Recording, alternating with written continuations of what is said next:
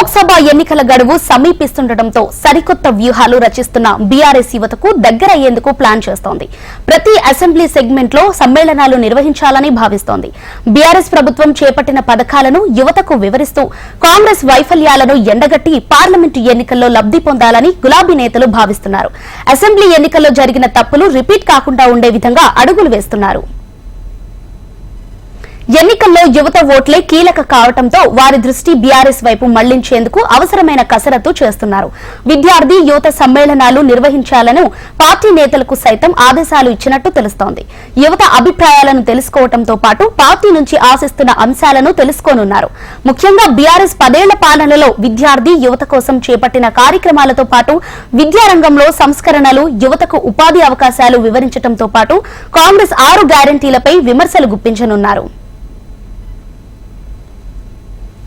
ఎన్నికల ముందు కాంగ్రెస్ ఇచ్చిన హామీలపై నేతలు ఎక్కడికక్కడ నిలదీసే విధంగా యువతకు దిశానిర్దేశం చేయాలని భావిస్తున్నారు. కాంగ్రెస్ అధికారంలోకి వచ్చి 100 రోజులు గడిచినా రుణమాఫీ, రైతు భరోసా, మహాలక్ష్మి, స్కూటీ పథకాలను పట్టించుకోవటం లేదని ప్రజల్లోకి తీసుకువెళ్లే విధంగా ప్లాన్ చేస్తున్నారు. అదేవిధంగా సాగు, తాగునీటి కొరతతో పాటు కరెంటు సమస్య, ప్రభుత్వ, ప్రైవేటు రంగాల్లో ఉపాధి అవకాశాలను ప్రత్యేకంగా ప్రస్తావించి యువతను ఆకట్టుకునేలా ప్రణాళికలు రూపొందిస్తున్నారు. ఇప్పటికే అసెంబ్లీ నియోజకవర్గాల వారీగా ఓటర్ల లిస్టును గులాబీ పార్టీ సేకరించింది. గ్రామాల వారీగా యువత ఓటర్లను ఆరా తీస్తున్నారు. ప్రతి ఓటర్కు బీఆర్ఎస్ సంక్షేమాన్ని ఫోన్ మెసేజ్ రూపంలో వివరించనున్నారు. అదేవిధంగా పార్టీ గ్రామ కమిటీలు సైతం యువతతో భేటీ కావాలని సూచనలు చేస్తున్నారు. మరో సోషల్ మీడియా వేదికగా విస్తృత ప్రచారం చేస్తే త్వరగా రీచ్ అవుతోందని అందుకు ప్రత్యేక టీంలను ఏర్పాటు చేస్తున్నారు. వారితోనే నియోజకవర్గాల వారీగా అభివృద్ధిని వివరించేలా గులాబీ పార్టీ సిద్దమవుతోంది. అసెంబ్లీ ఎన్నికల్లో పార్టీ నేతలకే బాధ్యతలు అప్పగించడంతో నేతలపై ఉన్న వ్యతిరేకత, వారి వ్యవహార శైలితో తీవ్ర నష్టం జరిగిందని భావించిన బీఆర్ఎస్ అధిష్టానం యువతపై ప్రత్యేక దృష్టి సారించినట్టు తెలుస్తోంది.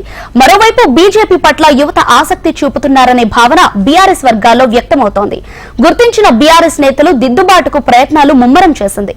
యువత ఓట్లతో పాటు వారి కుటుంబ సభ్యుల ఓట్లు గంపగత్తుగా పడేలా జాగ్రత్తలు తీసుకుంటున్నారు.